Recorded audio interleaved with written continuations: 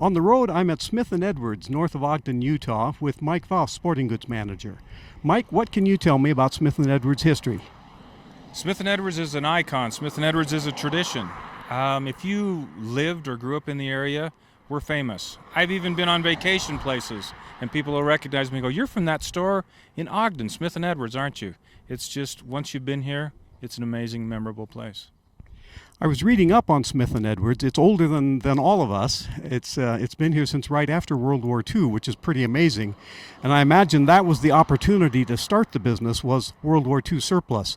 What do you see going on as far as in the surplus world now? Well, right now there's not quite what you used to see. I mean, there was, even here in the 70s and 80s, you could find World War II items. And so now you're seeing more replicas or more foreign things, and the World War II things are being a little bit more scarce. But there's still an intrigue, there's still an interest, there's still that populace that remembers military days and loves to be here. I've noticed there are a number of one-of-a-kind items inside the store, and also the tank behind us that obviously are not for sale, but I imagine that draws a lot of people who just come to look at it like a museum. Oh, we really do. I mean, you see the tank. We've got a Browning 50 caliber machine gun on the wall. We have Winchester lever action rifles.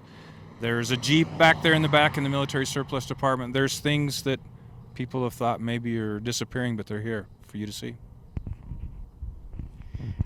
What is the one thing that you would like somebody to know about Smith & Edwards before they come here? Well, kind of the interesting thing is, if you check the Weber County Guide, which is our county, we're in points of interest along with waterfalls and trails to hike and places to go. Smith & Edwards is on that map. And so it's a place where families gather. It's a place where when your cousin's in from out of town, they're like, "Hey, we got an afternoon to kill, let's go to Smith & Edwards."